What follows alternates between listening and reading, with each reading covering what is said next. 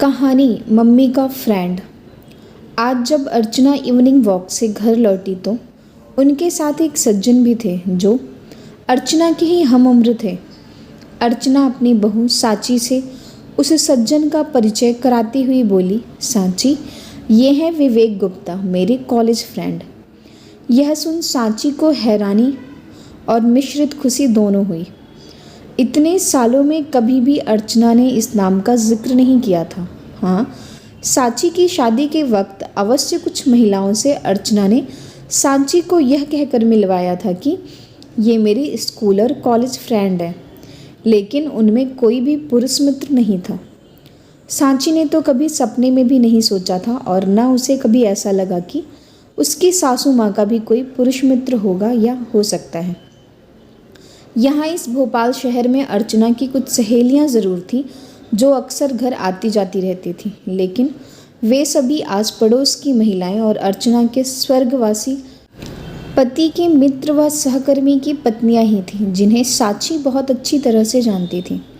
सांची के लिए ये विवेक गुप्ता नाम नया था, लेकिन उसके बावजूद सांची ने उस शख्स को पूरे सम्मान के साथ बैठने का आग्रह किया और उसके बाद अर्चना से बोली, मम्मी जी आप बातें कीजिए, मैं चाय लेकर आती हूँ।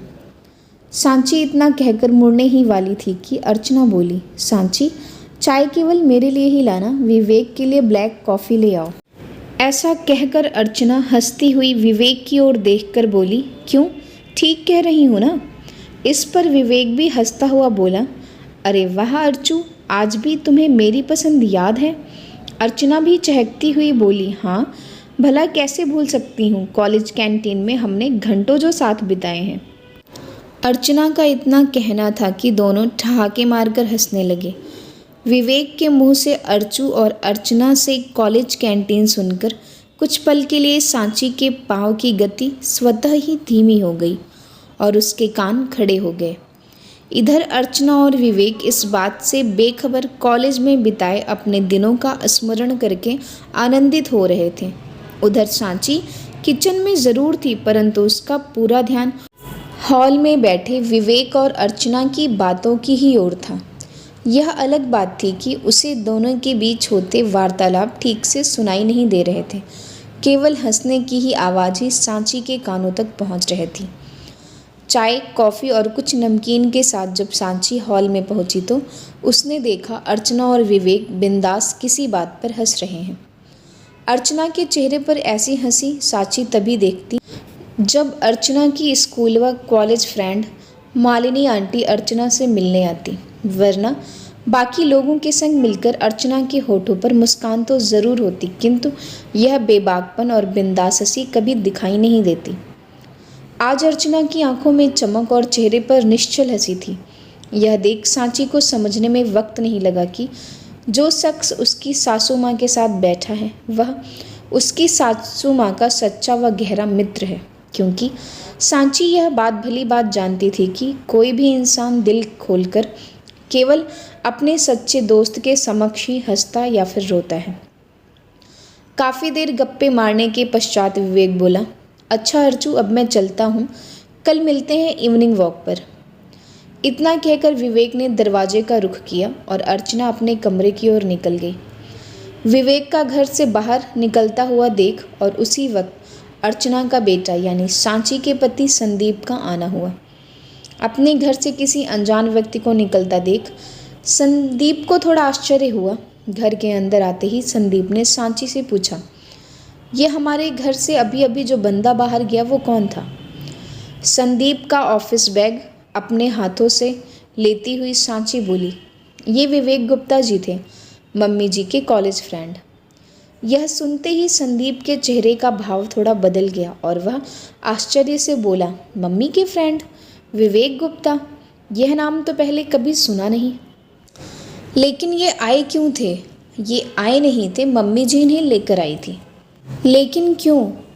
अभी सांची इस क्यों का कोई जवाब संदीप को दे पाती, इससे पहले ही अर्चना हॉल में आ पहुंची और संदीप के क्यों का जवाब देते हुए बोली, क्योंकि विवेक गुप्ता मेरा फ्रेंड है और उसे मेरा घर देखना था।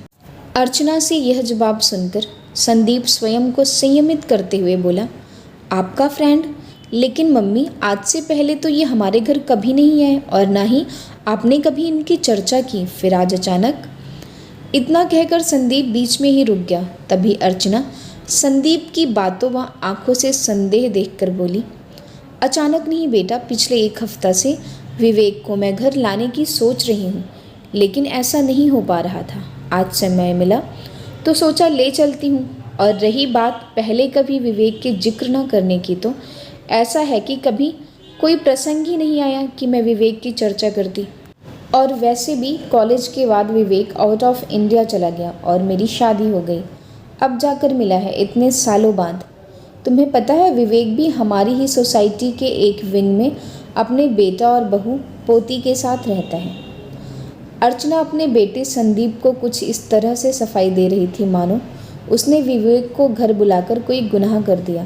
तभी साची बोली, अच्छा हाँ, ए विंग में मैंने सुना है कोई गुप्ता फैमिली आई है, तो क्या ये विवेक अंकल की फैमिली है? अभी यह सारी बातें हो रही थी कि संदीप वहाँ से चला गया और बात आई गई हो गई।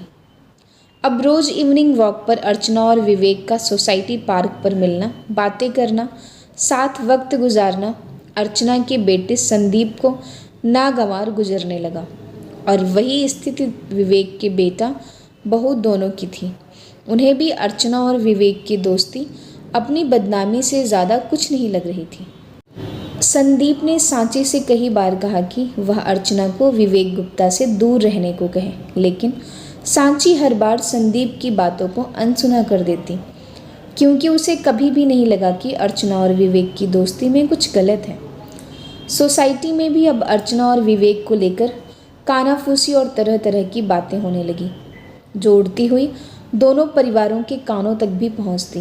परंतु अर्चना और विवेक इन बातों से बेखबर अपनी दोस्ती और पुराने दोस्तों के संग रीयूनियन पार्टी प्लान करने में लगे हुए थे। एक शाम अचानक इन्हीं सब बातों को लेकर संदीप गुस्से से तमतमाता हुआ घर पहुंचा तो उसने देखा अर्चना और सांची पैकिंग कर रहे हैं।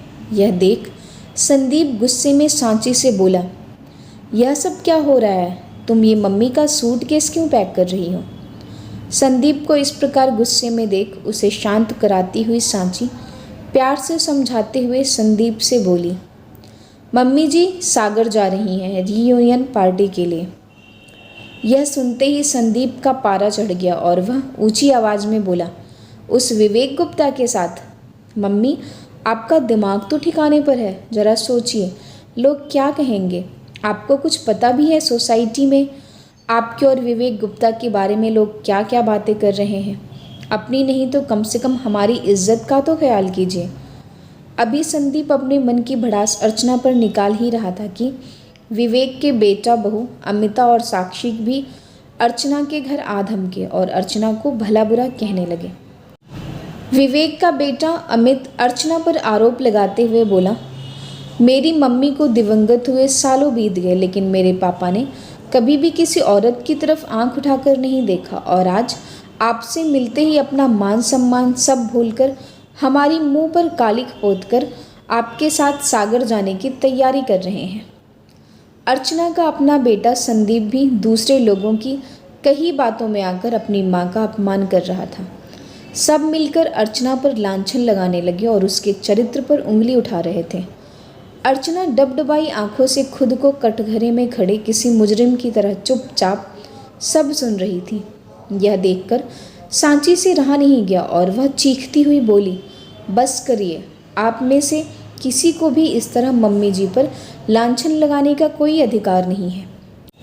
मम्मी जी और विवेक अंकल बस अच्छे दोस्त हैं।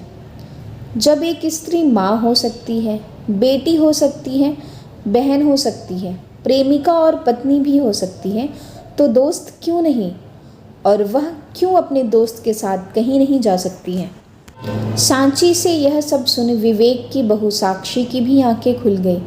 वह भी जो अब तक अर्चना पर आरोप लगा रही थी, अर्चना के संग आ खड़ी हुई और अपने पति अमित से बोली, सांची बिल्कुल सही कह रही है, आंटी जी क्यों नहीं जा सकती पापा जी के साथ?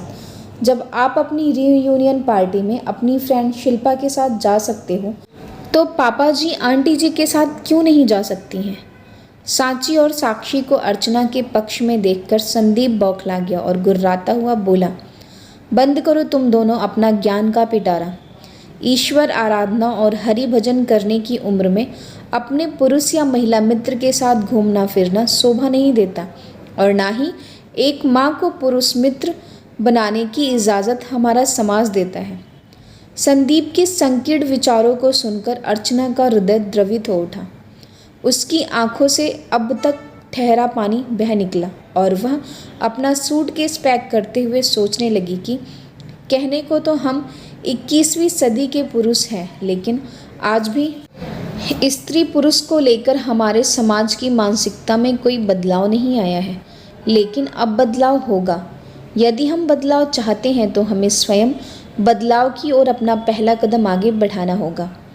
इसी सोच के साथ अर्चना हाथों में सूटकेस लेकर घर से निकलती हुई सांची और साक्षी से बोली, बेटा मेरी गाड़ी का समय हो गया है, मैं निकलती हूँ। अगर आपको ये कहानी पसंद आई हो तो आप चैनल को ज़रूर सब्सक्राइब करें।